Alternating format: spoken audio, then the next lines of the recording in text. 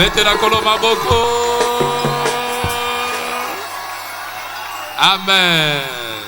Est-ce que vous avez esengo akozala na ndako ya Nzambe? Maso babito lala yo kosilika ti. Oko silika. Pambola Nzambe kote ozali tobola baboko do pesa merci.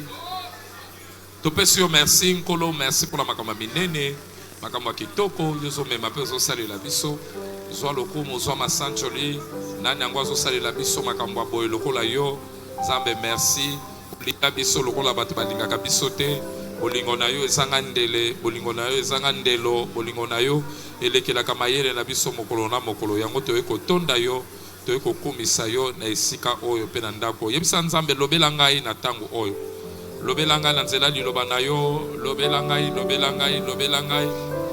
Naza prêt ya koyoka yo, naza disposé ya koyoka yo na esika oyo. Nzambe tindela ngai liloba na yo. Motema na ngai ye entièrement awa. Pona yoka yo Nzambe. Na boko bima ndenge na koti. Na boko bima ndenge na koti. Na boko bima lolenge na koti. Tindelanga liloba na yo. Tindelanga liloba na yo. Merci Seigneur. Au nom de Jésus, nous avons ainsi prié. Na tongwa lelo toye kokutana na yo do nzimisa minzambo zana eloko moko lingolo bela biso kotika mutu moko te bima lolenge ya koti na ko esika o tindela biso liloba o e comme ma consolation peut ko changer bo moto na biso na kombo na Yesu o azana bomo aloba amen. Betela kolo maboko fanda koto zali tala voisin ndinga na yo c'est bienvenue na ndako Nzambe. Ndengo koti ezandengo ko bimate. Hallelujah, praise the Lord. Et sengolanga makasi eza ko yambona kati ya ndako Nzambe. Nimisa mindengo koti ya lelo Nzambe ako pambola yo na kombo na Yesu. Tobo sanate lelo za journée d'alliance na biso ya faveur. Moko biloko faveur ko ya ko silisa mitoki o nyoko la ka ba pasi ya musala na vie. Nzambe azokotso na saison moko ya faveur na kombo na Yesu. Wandi mianga lo amen. Tozo continuer na série à enseignement na biso kobo sanate sanza na biso eza destiné pour na surnaturel et moto amoni abiki surnaturel anza komaka bikamo na mokili na ye yango ba déclarer na cible prophétique ya moi je suis racheté comme une merveille pour mon monde na somba malokola moto akamwisaka bato na mokili na ye yo kokamwisa bato po bikamo Nzambe ko banda ko noka mbula na bomo ina yo oyandimi yango aloba amen. Ezali kiti lokola ping pong na tindiki yo yozongisi amen na tindiki yo ozue tene na yo répondre ngona ba amen amen na ndimisami lelo Nzamba ko salelo bolamu toyokola ki na esika Nzamba zolinga to koma bato bakobanda ko débloquer miracle bato bakobanda ko débloquer surnaturel mutu mo ba surnaturel ezaneni nde na définition ki ba kuteleki na lobi ezali événement nyonso tout événement venant de Dieu qui dépasse l'explication des hommes. Tout événement venant de Dieu qui dépasse les explications des hommes. Tout événement venant de Dieu qui dépasse les explications des hommes. Et ça, oyo nyonso uti pa ya Nzambe. Oyo nyonso Nzamba sali, oyo yebi ko limbola mate na mayele na mbolo, mayele ya bomoto. Alléluia. Tout événement qui vient de Dieu, venant de Dieu, qui dépasse l'explication de quoi? Des hommes. Et là, comme on Nzamba sali, ozolingo expliquer ngo mozo yeba ko expliquer te. Et comme ndenge ni nazo yeba te. Et sali ndenge nazo yeba te. Psaume 118 verset 23, Bible zoba cela est venu de l'Éternel. Et où tu es pas Nzambe, voilà pourquoi c'est un prodige à nos yeux. Et zo kamwisa biso po où tu es pas Nzambe. Oyo utake pa Nzambe e kamwisa kaka na bomoy. Oyo nyonso Nzamba salaka okotala ngoto mona lokola noko na yo. Ya Nzambe il est kaka toujours ya bato. Et na sanza oyo Nzamba lingi yo obanda ko vivre bikamo mokolo na vie na yo. Yo ko vivre surnaturel. Makamu Nzamba ko salela yo, même yo moko ko yeba ko limbola ngote.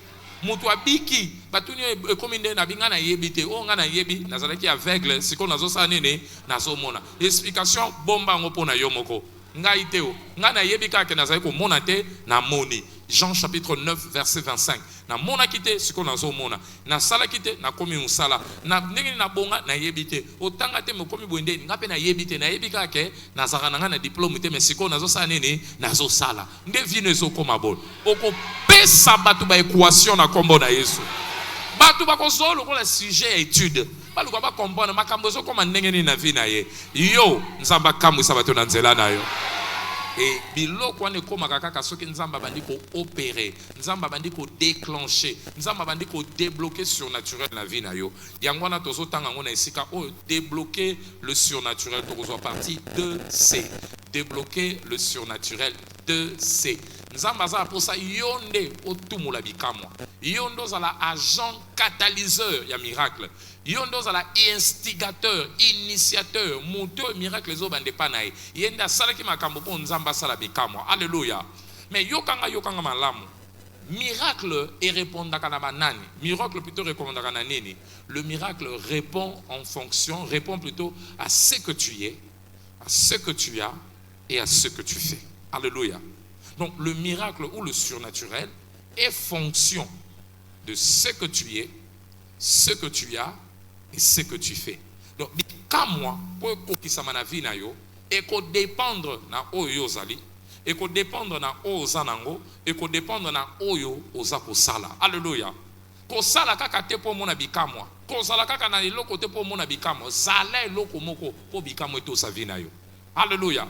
Yango moni de total qui n'a pas culte nous na acte 19 verset 13 tina verset 5 et 16 3 7 bana moko boye ba moni Pierre Paul plutôt azo benga na ba démon ba ngope bazu mutali boma ba bibiso pe to bikisa to ko sala makambo Paul asalaka tango ba keba sala makambo Paul asalaka ba tuni bango na verset 15 ba bito yebi Paul to yebi Yesu o azo tanga mais bino bozaba nani engolo ba bi kamwa po eto sayo il faut sala mutu et dépendre na oyo zali na oyo zanango na oyo ozo sala biloko wana misato soki tiami esika moko nde boyo ko banda komona bikamwa. Alors pour te répondre nango, qui suis-je pasteur? Soko lingi bikamwa et comme na vie na yo il faut yeboza nani naza nani pasteur? Qui suis-je? Na ba trois cultes na biso na premier culte baki tu es assis par la rédemption, tu es assis avec Christ dans le lieu céleste au-dessus de domination et de toutes autorités. Au fandina Yesu na bisika likolo wana bisika bikolo ngo eza likolo ya ba domination na milimo nyonso mabe oyo kokaki kotelema. Ça veut dire tout simplement que tango yambi Yesu ba repositionner yo okomi repositionner okomi nouvellement emplacé okomi ko fanda likolo et ne siko zo fanda moto nyonso ko atteindre te ne siko zo fanda autorité no pe koli okoko pesa mitindo ko changer vie na yo. Alléluia. Wandi miango lo amen. La deuxième culte n'a développé qui on a dit par la rédemption j'ai été transféré du royaume de ténèbres au royaume de la lumière. Et la nouvelle naissance, tant yambi yesusika, il résout le problème, il y a relocalisation na yo, il résout le problème, il y a appartenance, il y a propriété. Alléluia.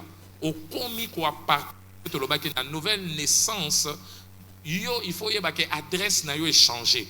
Comme citoyen de la maison de Dieu. Alléluia. Enfant de la maison. Et moi na yandaku bakate droit ya makamunyo celui ya maka nandaku. Heureux celui que tu admets dans ta maison, il jouira des délices de bonheur de ta maison. Alléluia. Mutoyo akomi moi nandaku asenga kate tala malamu. Biloko nyonso ezalaka nandaku ezalaka accès pa ya banandaku. Mais bana libanda bana nzela basengaka bana ndako basengaka te ba réclamaka. Alléluia.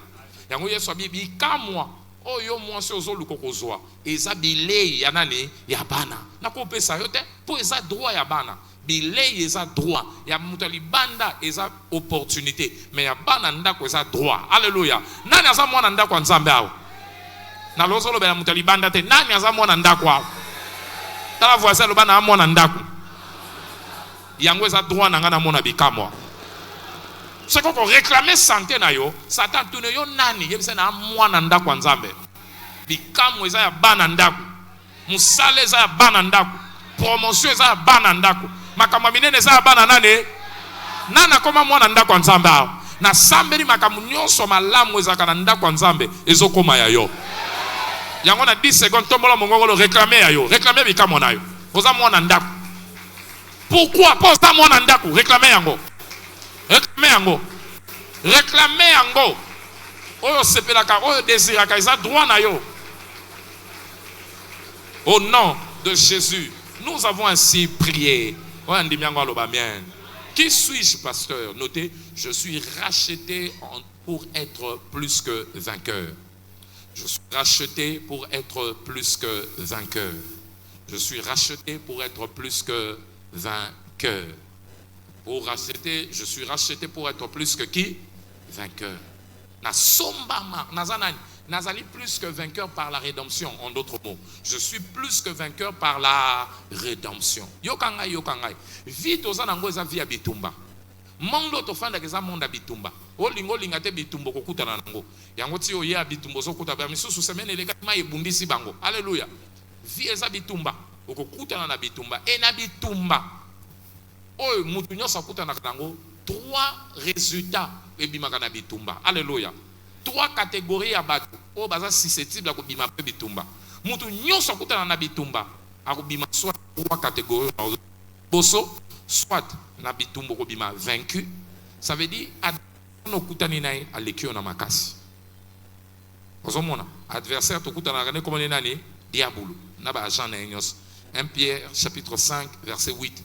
Babi votre adversaire le diable. Mutabundisa kabiso eza satana. Akobundisa biso na maladie, akobundisa biso na ba problème ebele. Et yango soko kutani na bitumba soit obimini ni vaincu. Na bitumba soit on sort vaincu. Vaincu ezanini. O yakoki ko longa te adversaire na. Deuxièmement, na bitumba soit obimi vainqueur, le bas vainqueur.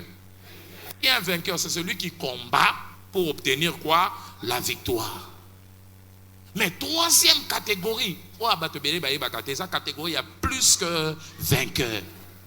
Tout ça, on a vaincu, vainqueur, plus que vainqueur, c'est celui qui a déjà la victoire avant d'engager le combat. C'est celui qui a déjà quoi? La victoire avant d'engager le combat. Un plus que vainqueur ne combat pas pour la victoire, il combat dans la victoire pour confirmer sa victoire. Un plus qu'un vainqueur ne combat pas pour la victoire, mais il combat dans la victoire pour confirmer sa victoire. Donc, Asa déjà champion. Asa Bundaka pour la Kisabino Kazanani, champion. Ata bitumara continue, olingo lingata ko sukanani. Pour comprendre, plus que vainqueur, Asa le quoi libanga zo bundana mulangi. Libanda soka zo bunda, libanga zo bundana mulangi. Nana ko gagner. Mulangi abanda bitumba nana ko gagner. Libanga kole la mulangi nana ko gagner. Mulangi kole la libanga nana ko gagner. Oza libanga balinga te yo okolonga. Nabi okolonga. Okolonga. Ta voisin le bana plus que vainqueur. Romains chapitre combien? 8 verset combien? 37. Alléluia. Par-dessus tout, qui nous séparera? Mais par-dessus nous sommes comment? Plus que vainqueurs par celui qui nous a aimés. C'est qui est plus que vainqueur encore? C'est celui pour qui on a combattu et on lui a donné la victoire pour sa jouissance. C'est celui pour qui on a combattu et on lui a donné la victoire pour sa jouissance. C'est celui qui a combattu et on lui a donné la victoire.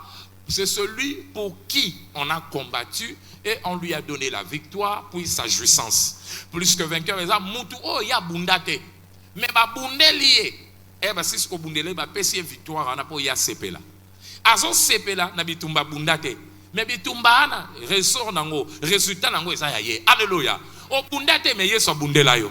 O bundate me yesa bundela yo. Alongela bitumba famille. Akota na libulu e kangaka bino yenda kenda bimisa bino. Abimisa bino po yozo elonga na place na ye. Yango na samberi mutu moko azoyo kanga. Bitumbo yozo kutana nango. Yoko bundate, mutu abundela azo peso victoire. Yeba bitumba famille na yeso si alonga yango. Esi alonga yango. Esi akweisa yango. Babia efasa a te condamna biso. Puis ça a livrant batouana en spectacle.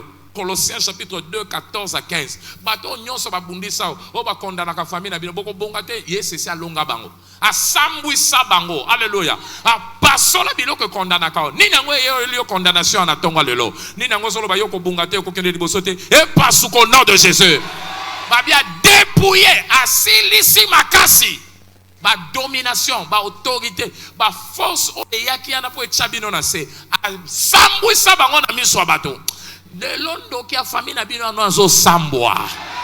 Yango yoko bundate ya kusanene akobundela yo. Yango moni pona ba plus que vainqueur, nzamba isa bango garder silence et je combattrai. Exode 14 14 on partage na bango. Yango na tongwa lelo na ngina tuna yo. Olingo za la nani? Vaincu? Olingo za la vaincu? Olingo za la vainqueur? Olingo za la nani? Donc ils en ont vainqueur, ils en ont vaincu, ils en ont nani? Bima na mulongo ya ba vainqueur. Bima na mulongo ya ba vaincu. Kota na dimension ba nani plus que vainqueur. Ba tokakate mais victoire ezo tambura na bango. Ba bundakate mais ba longeli bango. Pourquoi? Bango ba gardaka silence. Nzambe mo ka sanene abundeli bango. Et muto so bundelo ana palmarès intact. Na ba combat nyonso akonetaka défaite te. Depuis abando bunda na pola te. Oko sala mutali bosota ko pona pona yo. Na sambe di pona wana nzamba zo bundela yo. À partir de saison, yo kotambola de victoire en victoire. De victoire en victoire. De victoire en victoire. Et cela au nom de Jésus. T'as la voisin dans le bas, on l'aime bitumbate. Changer camp. Bah vainqueur de bango balukaka bitumba. Oui bilubana bunda. Bah plus que vainqueur, bah biso to a besoin bitumbate. Mutumo ko bundela biso. Biso to ko garder silence. Ya ko sa nen ako bundela biso. T'as voisin va garder silence. PCA bundela yo. Tous ceux qui sont nés de Dieu triomphent du monde. Et ce qui les fait triompher du monde, c'est leur foi. Ba bundakate esi ba longaka. 1 Jean 5 verset 4. Ba longa déjà. Balonga déjà. Yango lelo posa na ngeza moko. Okoma na dimension wana. Bitumbate ye le ba ngana za tanko bundate. Ba bundela ngai. Ba sa nini? Ba bundela. Ngaza tanko bundate. Ba sa nini? Ba bundela ngai. Ngaza tanko tokate. Ba sa nini? Ba ko tokela ngai. Nsamba ko bundela yo. Peu ko zwa victoire. 2 Corinthiens chapitre 2 verset 14. Béni soit le Père de notre Jésus-Christ qui nous fait toujours triompher.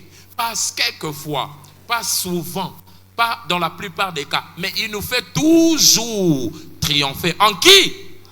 Donc triomphe na eza libanda Kristo te meza na kati ya Yesu. So ko za na kati ya Yesu, victoire nous a nene garantie. Eza nene oza plus que vainqueur. Yango soko kutani olingi na posa miracle yebi sa problème non ngana ko mona loboko nzambe pona za plus que vainqueur. Oyo bundite oko so bikama po ane bato lokwa biso ba bundaka te po se ba bundela biso. Ba bundela biso be bikamwa victoire eza nani ya biso. Anzambe bitumba. Victoire na ngambo nanga. Tala voisin lo batiki na nzambe bitumba. Yo zwa victoire nae. Abu o pia. Olingi nini? Olingi isusu nini? Olingi lisusu na sambeli pona yo oko bunda lisu te nzamba ko peso elonga yango bato ba mona kabikamo bazaba o ba miyebi bazaba plus que vainqueur basa ata ko bunda te asa tata bunda pona santé asa tata bunda pona bala asa na tante bunda po abota asa na tana te po abiki asa na nzambe moko ko transformer matrice wana ba bien tondi et comme izo ya ba miom e kili tondi ya minene ya mikie ya mikieke et to asa na capacité ko limpar ko sukola yango tout d'un coup libumweti kala pamba mwana pe ya afande na kimia semeno oyo nzamba bishop David Oyedepo atelema bundela yo abundela op apeso elonga apeso victoire na pete et c'est là au nom de Jésus tombola loba kolo bundela nga na bitumba oyo tombola mongongo no sambela koto sali tikele bitumba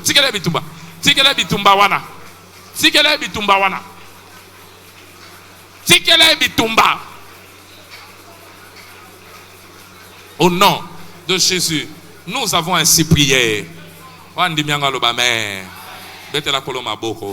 Donc, bikamwa et to sakabato ba yebi nani ba zali. Ozanani plus que vainqueur. Deuxièmement, c'est quoi? Et to sakabanani et to sakaisoba oyo ba yebi nini ba zanango. Ba yeba kanini ba bikamwa eza en fonction oyo zanango. Eza makambo zanango ndeko provoquer bikamwa. Nini yango zanango? Moïse azalaki na nzete babi na nzete nde bikamwa esalemela kiye. Exode 4 verset 2 olingi délivrance ok ozana nini abi nazana nzete abi kene na nzete na verset 17 na nzete na ndeko sabikamo yo pozana nini nzamba pesa po sabikamo nini ozana ngo nzamba pesa po sa ya boso ozana liloba. Alléluia. Tu as la parole, tu as sa parole. Ozana liloba ya nzambe. Liloba nzambe aneza uti munene pona bikamo. Liloba nzambe anande sala mokili et créa nyonso o ezali. Yango nde nzamba salelaki nango pour à vivre miracle la création. Hébreux 11 verset 3. Tous par la foi que le monde entier a été créé par la parole. Alléluia. Jean chapitre 1 verset 3. Et tout ce qui a été fait, toutes choses ont été faites par elle, et rien de ce qui a été fait n'a été fait sans elle. Et ça la nyonso liloba. Yango nde nzamba tiena maboko na yo. Yango nde uti oyo yoza nango na nzela nango kokobika bikamwa. Na sambeli yo bika bikamwa na kombo na Yesu. Deuxième outil, oh nini ko sunga yo, oh provoquer miracle na momo ina ezali l'outil de la foi. L'outil de la foi, kondima. Kondima eza nguya. Eza na puissance efanye na kondima. Tu peux débloquer le surnaturel par la puissance de la foi. Foi yango nde ko aider yo omona bikamwa. Alléluia. Foi yango nde ko aider yo omona nini bikamwa. La foi est ko aider. Pourquoi? La foi te place, ou la foi fait de toi le commandant du surnaturel. La foi fait de toi le commandant du surnaturel. Kondimande ko sala na yondo banda ko commander surnaturel. Surnaturel ko zala mbilo ko te ozo zelelaka mais ko banda ko commander yango na foi. Foi. Marc chapitre 9 verset 23. Tout est possible à celui qui croit. Muto zo ndima yenda ko provoquer makambo ebele. Et ko provoquer makambo ebele. Et ko provoquer makambo ebele na yo, na bikamwa na yo. Alléluia. Na sambeli mutu moko wa kondima na yo ememelo bikamwa na kombo na Yesu. Kaka nde na lobaki na deuxième cutao. Foi nde pesi nzambe orientation. Alléluia. L'homme de foi oriente son miracle. Alléluia. L'homme de foi oriente quoi? Son miracle. Miracle ezalaka orienté par mutu wa kondima. Yesu ayake ndo kosambela pona mutu musala centurion. Babi azobela Yesu abina okenda ndako mutu centurion abi loba kaka liloba moko pe musali nanga ko sanene akobika. Matthieu chapitre 8 kino verset 13. Yesu abi na verset 10 non mona ko ndima boyete. Non mona ko ndima boyete. Ngai nangina kende ko sambela nzambe alinga kende ko chela e loboko mais foi est orienté témoignage ndenge mususu. Foi ebisi loboko te mais liloba. Loboko te déclaration. Loboko te câble te wifi. Pesanga miracle na wifi. Ngana za besoin câble te. Pas besoin d'un USB. Nous avons besoin d'un Wi-Fi. Tindelanga na sherit. Na sambeli lelo. Foi na yo. Eko la kisanza menini asala na vie na yo. Tala voisin. Yo sa voisin. Foi na onde ko orienter ndenge ni nzamba ko sala na vie na yo. Vous pouvez baisser orientation. Non seulement la foi, alléluia, commande, oriente la main de Dieu pour travailler en notre faveur. La foi oriente la main de Dieu pour travailler en notre faveur. Qui a cru à celui-là, la main de l'Éternel va se révéler. Mutu andi makande ye wana loboko nzambe mimoni samaka na vina yo.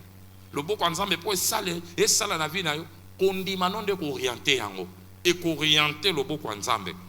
Loboko nzambe ko sala te na désordre po esala kondima nonde ko orienter yango. Na sambeli lelo côté batu bazate lo kondima non et orienter nzamba salelo makamba minene.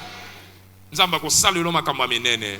Et cela au nom de Jésus. Pona nini bato ebele ba débloquer ka kondima tena ba débloquer ka mikamwa tena kondima na bango. Pourquoi plusieurs ne débloquent pas le miracle par leur foi? Pona nini bato ebele ba débloquer ka te mikamwa partir kondima na bango parce que leur foi ne correspond pas au miracle qu'ils désirent. Parce que leur foi ne correspond pas au miracle qu'ils désirent.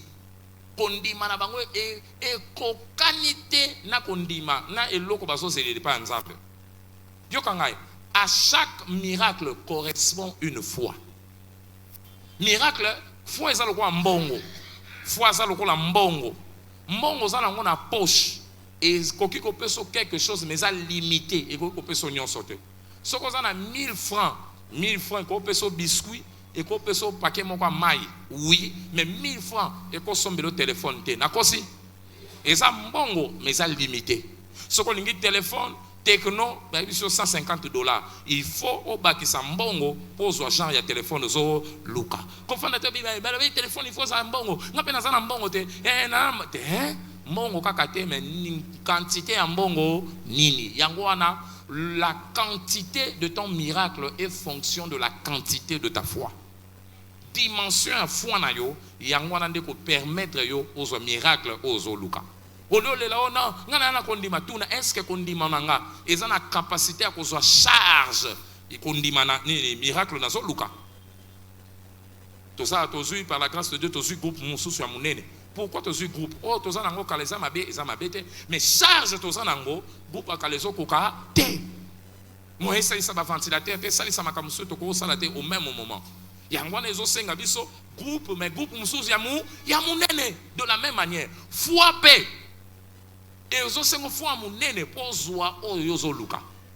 Ils ont une foi où ils correspondre na dimension ya problème osanango, na dimension ya miracle zo luka. Na sambe di pona yo kondimano e mata. E mata na esika oyo. E pesa o makamba minene na kombo na Yesu. Yango apôtre Paul akoka koloba, je peux tout faire par celui qui me fortifie. Apôtre Paul qui a la capacité ya kosala nyonso. Il y a tout terrain, tout travaux. Pour la nene, pour azaki na foi moko ndimelaka nyonso. Philippiens 4:13 dit je peux tout faire pour la nene. Na acte 24 verset 14, Bible connaît le parce que je crois en toutes choses venant de la parole. Muto ndimelaka nyonso, azana kondima pona nyonso amona kape nyonso. Alléluia. Kolisa kondima nayo. Kolisa kondima, je peux tout faire par celui qui me fortifie. Ce que na acte 24 verset 14, abi je crois en toutes choses. Na liloba nzambe.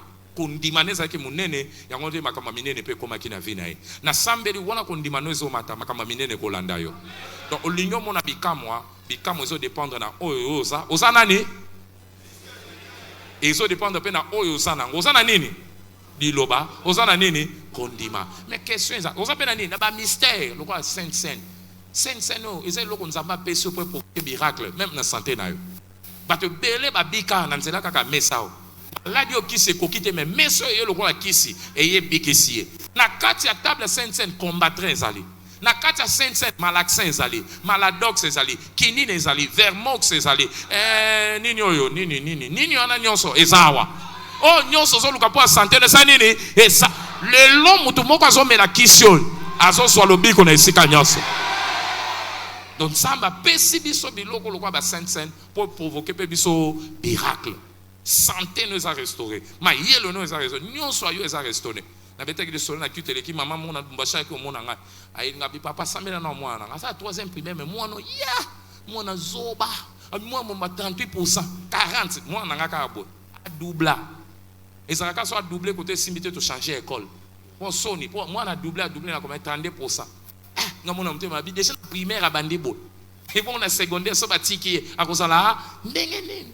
Nabi mama na na eloko mo recommandé pesa sensen na sambeli pona na chelo boko na bitongo poko pesa sensen et la musa bongo na e alléluia mama ki asale dia na mwaka e ko zongela ngai abi pasteur moi no akamosi biso azui 71% sensen et augmenter capacité à rétention moto na e mutu nyonso ya mwana no aza zoba asilisa mayele yo futaka minerval double pour na classe moko na sambeli pona yo na sensen na lelo bongo ezo la mukawa yo po bungisa mayele yamba mayele asika et cela au nom de Jésus andimi ngolo ba mais bikamwa et pour répondre na oyoza ozana ni et pour répondre na oyoza na ozana nini ozana nini ozana mystère le quoi sainte et troisièmement bikamwa peut répondre na oyozo sala nini so sala yamba ka boso reçois la parole de Dieu.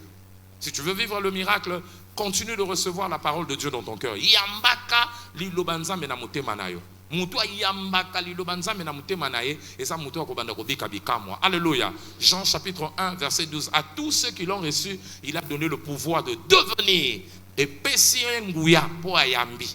Deuxièmement, quand tu lobby, il faut confiance dans les loba pour mona. So confiance dans les loba ko bote là bikamo. Confiance ne ko provoquer bikamo. Alléluia. Hébreux 4 verset 2. Donc confiance dans les loba. Troisièmement, tu dois obéir à la parole. Tu dois obéir. Nini na sala pour provoquer bikamo. Tu dois obéir à la parole et aux instructions de Dieu. Muto a to sakana ba instruction nzamba zo pese yenda ko provoquer nini bikamo.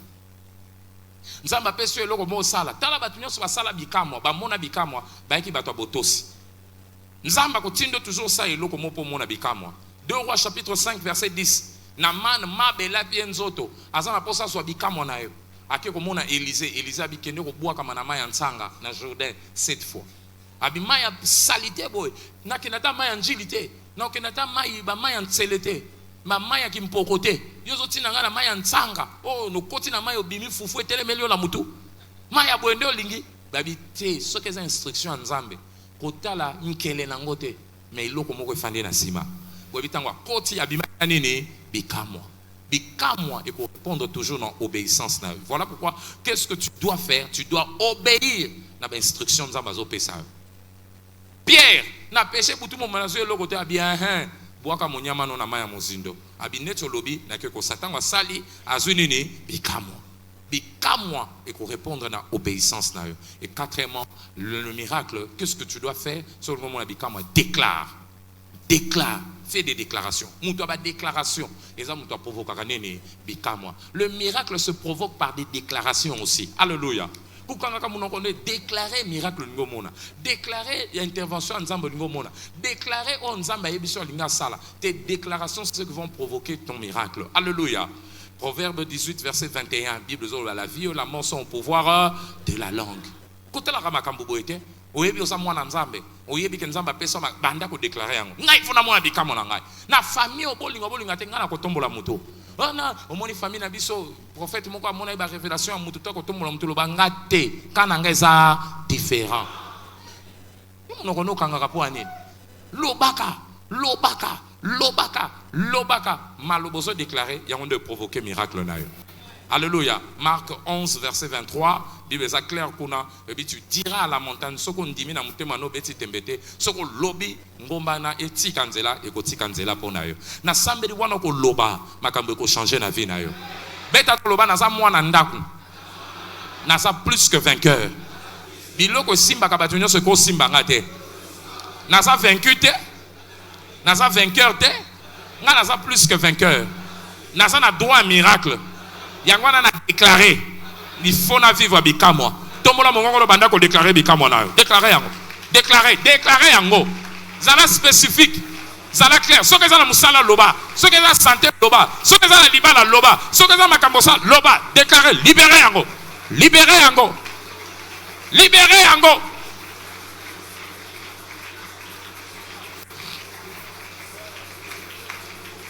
au nom de Jésus. Nous avons ainsi prié. Kaka ndenge déclaré nzamba salango pona yo. Nabi nzamba kokisango pona yo. Na sambeli kaka ndenge ya nzamba kamwisa yo. Okozwa bikamwa na yo. Okobima sambi kamwa te. Nzamba kosalele loko moko ko kamwisa bato. Nzamba kosalele loko moko ko tika bato munoko polele. Nzamba kosalele loko moko ko tika bato bakamwa. Soko ndimi yango loba amen. Lelo ndenge zo bima nzamba zo kamwisa yo. Nzamba zo kamwisa yo. Et cela au nom de Jésus. Oh ndimi yango loba amen. Bakisa lisusu amen. Pour la aussi ça tozana la journée d'alliance na biso faveur, loba faveur. Bakisa so faveur. Faveur eza nini? Notez faveur, la faveur. Pour toujours lever la faveur. Na ye ande pour la faveur. Na bengango boy, la faveur. C'est le pressé de Dieu qui fait brûler les étapes de la vie. C'est le pressé de Dieu. Alléluia. Le nini? Le pressé. Le kimbangu mbangu nzambe. La faveur c'est quoi?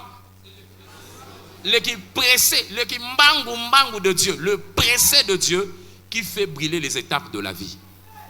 Alléluia. Le nini? Loba bien en kinga, ezani. Faveur c'est kimbangu nzambe. Ozo sotisenga ba étape na vie. Eh? Ba yekoli sabiso na vie. Mutu alinga kene na 10, il faut abandonner combien? 1. Après nini? Après nini? Après nini? Après nini? Après nini? Après nini? Après nini? Après nini? Après nini? Vous endez ba yekoli biso na vie. Il faut landa ba étape. Mais ça na ba équation moko arithmétique o existaka. Et ko sala ke côté osa M so le kana DT, ou le kana 3T comme on a 10. Na pèse exemple. Si on a 1, au lieu le kana 2 comme on a 10, 1 on a côté so kana multiplication. On sali 1 fois 10 combien? On a 1, ce qui va multiplier on a 10 comme on a 1. Au lieu qu'il a 1, 2, 3 to comme on a combien? Au bien ça na équation mususu et comme on a 25. Na mbala moko 5 au lieu kana ba midi à 14h. On dit bien on le ba mais et Jésus quand on a combien? Si on a 5, si on a une addition, pourquoi on a 25? Le baba bamba au 20. Mais sinon on a 1, on a qui tu on a 25. Mais si on a une multiplication 5 fois 25 et 5 fois 5 combien? Au combien maman c'est qu'il faut comment? Pourquoi on a 125? Et qu'on sait comment on a belé. Si on a 5, pourquoi on a 125? C'est compliqué na kosi. Il faut ça peut-être bien 5 fois combien? Mais on dit que dans un système exponentiel, on soit qu'à mingité, on dit 5 exposant 3. On combien à combien par mois? Non, on a faveur et ensemble, il y a un calcul à boy. Et qu'on met là qui pressé. Et si quand tu vas zéro, sauter bataille pour combien de séquana. Il y a un qui pressé ensemble, mais n'est pas comme on a comme Joseph. Na vie normale soko bimi na prison. Il faut ça nini. Ozongi na epa na ndako. Après fandi obandi ko reprendre vie. Amen. Ah na wumeli na prison, hein. Na sali combien? Na prison na sali ndeko langa taba 10 ans na prison. Ah na bimi faut na comprendre vie à mikolo. Vie ezotambola ndenge makambo kendaka ndeni. Na luka na comprendre makambo. Le temps luko comprendre une année. Le temps ba ndeko ça j'ai l'honneur. Obandi la musalo zonga boy et ko zo temps. Mais pressé ensemble tango suiye et bimisi na prison et commissaire nani Premier ministre. Yo kangai. Oh batunyo soba leka nango lingolo bate yo koleka nango. Lelo na beleli nzambe ya balongi. Amemelo via mbangu mbangu. Oyo batu bazwaka na 30 ans. Ozo talanga na 3 mois. Et comme na vie na yo. Kaka ndongo solo ba men. Démarrer processus wana. Pressé ensemble. Oh yo lukate, oh ye moko akani na sambeli lelo yangonde etumwa manakati ya vina yo. Etumwa manakati ya vina yo. Tombola lobako ba nzambe. Mema vina ngambangu mbangu. Parce que soka memio mbangu mbangu ndeni ebo soko kokite. Bien nzambe zali soka memio mbangu mbangu ye moko ko soutenir yo. A memio pressé mais ye moko sa nini a soutenir yo kuna. Via kimbangu mbangu yo moko ndoko échouer mais kimbangu moko nzambe moyo échouer esate po ye moko mofungoli nzela ye moko mobateli ye moko motangisi ye moko mopamboli ye moko motomboli ye moko mobombi na sambeli pona mutu moko alelo kaka ndenge koti awa 20 nta o nyosa so tala ngai yamba mupepa pressé yamba mupepa vitesse yamba mupepa pressé yamba mupepa mbango double batu bayeba yo. Kamwisa batu bayeba yo. Tika munokopolele batu bayeba yo. Tiki sa kidiba batu bayeba yo. Et cela au nom de Jésus. Tombala babakolo bakolo. Memanga mbangu mbangu. Tombala babakolo bandako déclarer yango koto zali.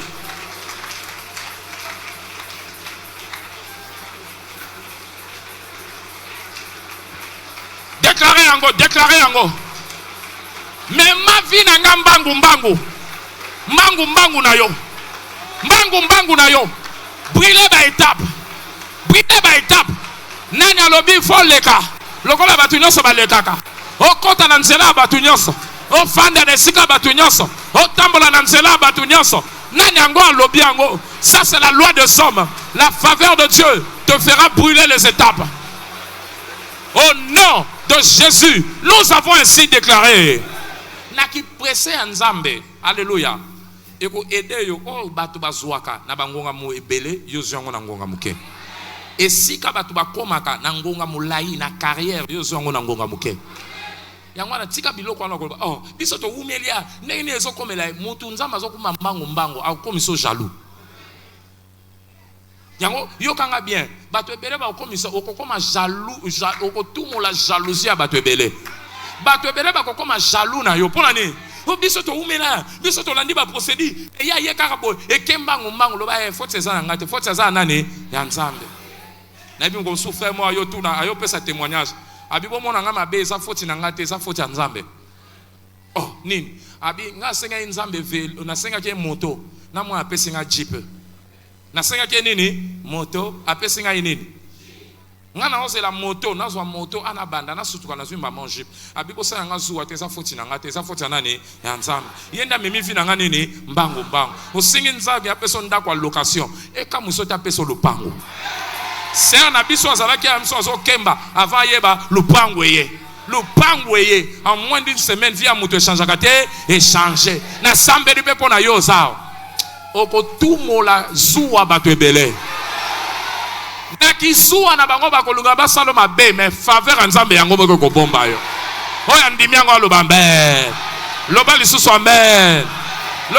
amen avant année si là retard aux soins à 30 ans ozo récupérer yango na kombo na Yesu sera na bina 1 mois vie mwanga mu message nini échanger tika nzamba kumbo mbangu ne azoluka tika nzamba keneno mbangu akeneno likolo akeneno mbangu oyi makambo ebele koma na bavi na biso tango tali obi bato ebele mkolomo awakala ntato sesi BPF moko pasteur moko alandaka c'était un bishop ayeko mona ngai après abi fukami asambela pona nga na sambela na bi bishop na kusambela pona yote ayaki na ba pasteur ne bele balanda BPF je crois na 2012 abi il faut sambela pona ngai abi nazana année année ouais, je pense j'avais que 3 ans au ministère quelque chose comme ça abi ngana sali une vingtaine d'années dans le ministère nazana bane belé mais on ngana moniao na mona ngona onte na vie na ngai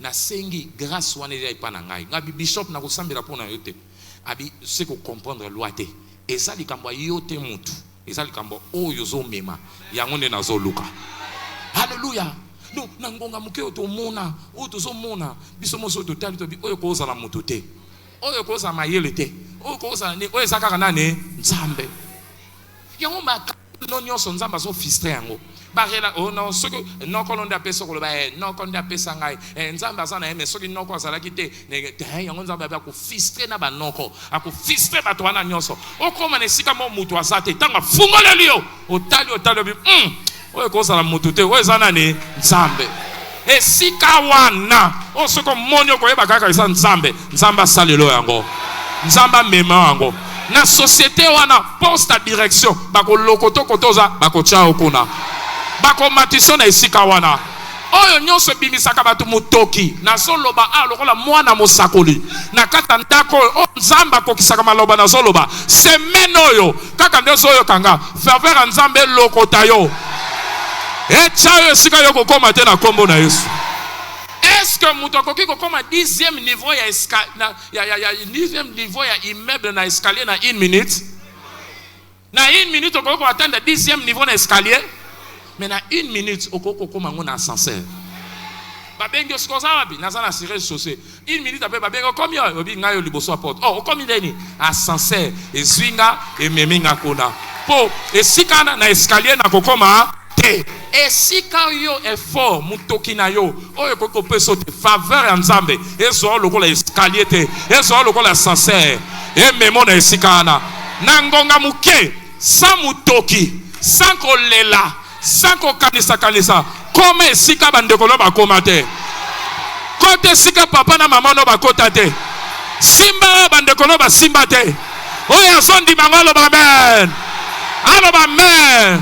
on nzamba pisha David Edepo na tomboli mongongo na nga na ndaku oyo lokola pasteur otie na kati ya etonga na sambeli pona ba vainqueur oyo nyonso ezobimisa bango motoke baeskalier na bazonyokwama mpo bamata baatteindre yango na vie lelo na kati ya ndako na sambeli faveur na yo ekoma ascenseur ya vie na bango esika bandeko na bango bakoma te kumba bango na esika wana oyo ezwa bato 30 ans oyo ezwa bato 50 ans oyo ezwa bato 90 ans ascenseur ya faveur epeso yango na pete na kombo na Yesu misu baza batonga ndako na ba 3 ans batonga ndako na ba 10 ans yo lelo ozata na terrain te mais na mois de juin nakoya kopambola ndako na yo nakoya kopambola ndako na yo nakopambola mutuka na yo nakopambola nyonso eza yo oyo ndimi akoloba amen tombola mokongo lobanda kolingisa faveur wana lingisa yango lingisa yango lingisa yango lingisa yango kotisanga na faveur kotisanga na faveur kotisanga na faveur kotisanga na faveur sambela lokolo za yo moko na église oyo sambela lokolo muto fo faveur est localisé awa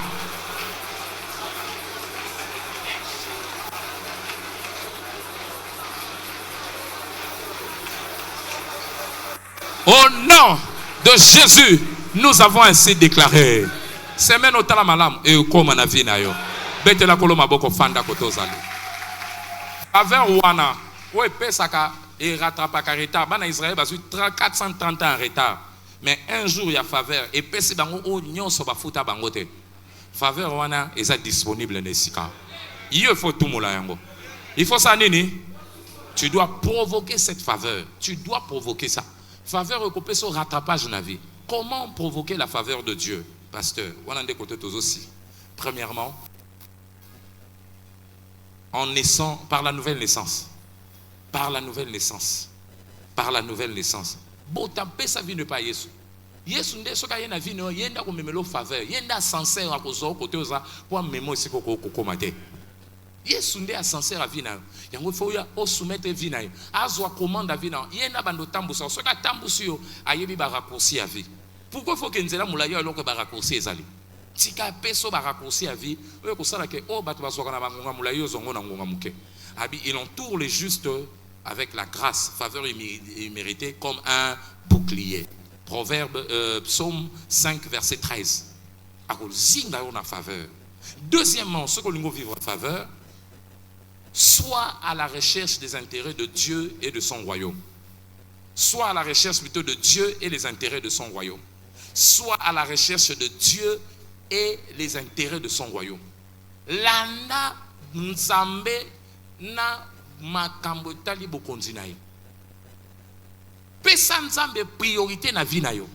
Matthieu 6, 32 à 33. Ba Bible loko ozo luka. Ba pagano nde ba luka kango ndengo ozo luka.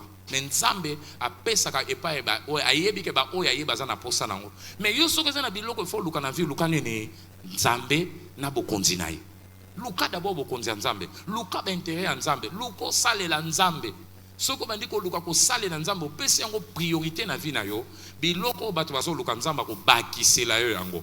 Alléluia. Priorité na yo pour nzambe yango nde ko sa ke nzamba ko so priorité na vie na kati ya mokili oyo. Alléluia. Si tu fais de Dieu ta priorité, Dieu fera de toi sa priorité dans le monde. Il faut comme la préférence de Dieu. Comme le privilégié de Dieu. Yango ana faveur e bandako landayo. Alléluia. Luka intérêt en Nzambe. Nabi Matthieu 6, 33 tout tangango.